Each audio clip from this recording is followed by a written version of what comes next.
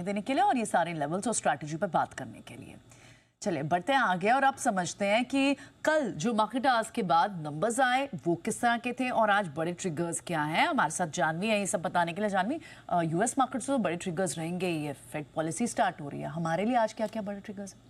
बिल्कुल काफ़ी अच्छे नतीजे आए, कुछ ने काफ़ी सरप्राइज भी किया है एक्चुअली। पर लेकिन आज के जो अहम ट्रिगर्स है उसमें देखें तो सबसे पहले इंडस्ट्रियल प्रोडक्शन का आंकड़ा आएगा, उस पर एक नज़र रखनी होगी। नतीजों के हिसाब से कैम, Shree Cement, Adani Green Energy, Jindal Steel, TVS Motors, ये कंपनीज अपने नतीजे पेश करती हुई दिखेगी। कैबिनेट की अहम बैठक है सुबह 11 बजे, तो यहाँ पर भी एक अपडेट है। और आज से जैसे बता रहे थे कि यूएस की 2 दिनों की फेड की बैठक शुरू होने वाली, तो यहाँ पर नज़र रखनी होगी।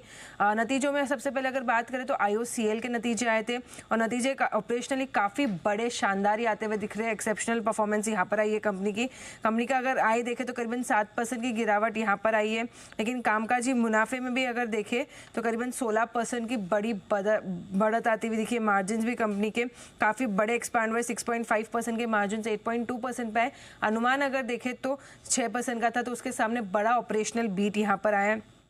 सोना BLW की भी बात करें तो नतीजे जो है अनुमान से काफ़ी बेहतर आते हुए दिख रहे हैं। कंपनी की जो आय है करीबन 23% से बढ़कर आई है। कामकाजी मुनाफा में 13% की बढ़त है और अनुमान से ज़्यादा आया है। यहाँ पर मार्जिन भी अगर कंपनी के देखें तो अनुमान से काफ़ी बेहतर यहाँ पर आते हुए दिख रहे हैं। अगर आगे बात करें तो इंडस टावर्स, इसके नतीजे थोड़े अच्छे आते हुए दिख रहे हैं। अनुमान के लाइन्स में ही आते हुए दिख रहे। कंपनी की जो रेवेन्यू आई है करीबन 1.5% बढ़कर आई है। कामकाजी मुनाफा भी अगर देखें तो 5% बढ़कर आया है। कंपनी के मार्जिन्स भी हालांकि एक्सपांड होते हुए आए, तो ओवरऑल कंपनी के नंबर्स देखें तो अनुमान के मुताबिक आते हुए दिख रहे हैं। केफिन टेक के अगर नंबर्स की बात करें तो इनलाइन सेट ऑफ नंबर्स यहाँ पर भी है। कंपनी की आय करीबन 10% से बढ़कर आई है। कामकाजी मुनाफा में 7% की बढ़त है और मार्जिन देखें तो हालांकि यहाँ पर थोड़ा कॉन्ट्रैक्शन है, 45% के मार्जिन 43% पे आते हुए दिख रहे हैं। अडानी एनर्जी सोल्यूशंस, इसके नंबर्स थोड़े मिले जुले साइड पर है। रेवेन्यू कंपनी के 6.5% बढ़कर आया। कामकाजी मुनाफा में 28% की बढ़त है। मुनाफा भी अगर देखें तो 28% से गिर के आया है। इधर यहाँ पर ध्यान रखना होगा कि कंपनी की जो पैट है बेस ईयर में काफ़ी सारे एडजस्टमेंट्स थे जिसके चलते कि यहाँ पर एक इम्पैक्ट आता हुआ दिख रहा है। और PNB हाउसिंग के नंबर्स की भी बात करें तो अनुमान मुताबिक ये नंबर्स आते हुए दिख रहे हैं। कंपनी की NII करीबन 13% बढ़कर आई है। मुनाफा 24% बढ़कर आया। एसेट क्वालिटी हालांकि कंपनी की जो देखे तो थोड़ी सुधर के आती हुई दिख रही है। और अंत में अगर माझगांव डॉक के नंबर्स की बात करें तो काफ़ी टाइम बाद काफ़ी अच्छे नंबर्स कंपनी ने पेश किए। ऑपरेशनली अगर बात करें कंपनी की मार्जिन 18.5% से सुधार कर 23.7% पे आते हुए दिखे, तो एक बड़ा मार्जिन एक्सपांशन है जिसके चलते आज स्टॉक में एक्शन आता हुआ दिख सकता है। बिल्कुल, और अच्छी खासी ऑर्डर बुक भी इनकी अब दिख रही है। 27,000 के पार, 27,415 के पार मैस्का की ऑर्डर बुक भी है। ठीक है, ये तो नंबर्स हुए। देखते हैं कि बाजार इन सभी स्टॉक्स पर रिएक्शन कैसा देता है।